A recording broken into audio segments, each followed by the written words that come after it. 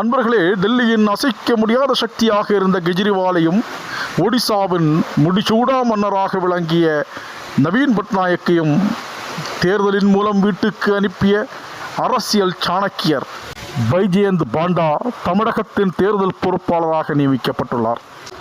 இது திமுக காங்கிரஸ் கட்சியினரிடையே அச்சத்தை ஏற்படுத்தியுள்ளது. தமிழகம், மேற்கு வங்கம், பீகார் போன்ற தேர்தல் விரைவில் வரவுள்ள மாநிலங்களுக்கு பாஜகவின் தேசிய தலைமை தேர்தல் பொறுப்பாளர்களை நியமித்துள்ளது. அந்த வகையில் தமிழகத்தின் தேர்தல் பொறுப்பாளராக ஒடிசாவைச் சேர்ந்த பைஜெயந்த் பாண்டா என்பவர் நியமனம் செய்யப்பட்டுள்ளார். துணை பொறுப்பாளராக முரளிதர் மோஹல் நியமனம் செய்யப்பட்டுள்ளார். பொறுப்பாளராக நியமனம் செய்யப்பட்டுள்ள ஜெயந்த் பாண்டா எம்பியாகவும் பாஜகவின் தேசிய துணைத் தலைவராகவும் செயல்பட்டு வருகிறார். பைஜெயந்த் பாண்டா ஒடிசாவைச் சேர்ந்தவர். ஒடிசாவின் முன்னாள் முதல்வர் நவீன் பட்நாயக்கின் பிஜு ஜனதாதளம் கட்சியில் செயல்பட்டு வந்தவர். இதையடுத்து அவர் 2019ஆம் ஆண்டு பாஜகவில் இணைந்தார். அதன் பிறகு பாஜகவின் தேசிய துணைத் தலைவர் மற்றும் செய்தி தொடர்பாளராக நியமிக்கப்பட்டார்.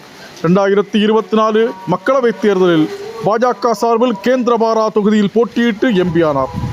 ஒடிசாவில் கடந்த ஆண்டு நடந்த சட்டசபை தேர்தலில் பாஜக பெரும் வெற்றி பெற்றது. அதில் முக்கிய பங்கு வகித்தவர் இவர். அதற்கு முன்பாக அசாம் மற்றும் டெல்லி தேர்தல் பொறுப்பாளராக செயல்பட்டு பாஜகவை வெற்றி பெற வைத்தார். தற்போது அவர் தமிழக சட்டசபை தேர்தலில் பாஜகவின் பொறுப்பாளராக நியமனம் செய்யப்பட்டுள்ளார். தமிழக சட்டசபை தேர்தல் துணை பொறுப்பாளராக நியமனம் செய்யப்பட்டுள்ள முரளிதர் மோஹல் மத்திய விமான போக்குவரத்து துறையின் இணையமைச்சராக செயல்பட்டு வருகிறார். இவர் மகாராஷ்டிரா மாநிலத்தைச் சேர்ந்தவர். 2019ஆம் ஆண்டு முதல் 2022ஆம் ஆண்டு வரை புனே மேயராக செயல்பட்டார். கடந்த 2024 லோக்சபா தேர்தலில் பாஜக சார்பில் புனே தொகுதியில் போட்டியிட்டு வெற்றி பெற்றார். முதல் முறை எம்பியான உடனேயே மத்திய இணையமைச்சராக நியமிக்கப்பட்டார். இவர்கள் இருவரின் நியமனமும் உடனடியாக அமலுக்கு வந்துள்ளது.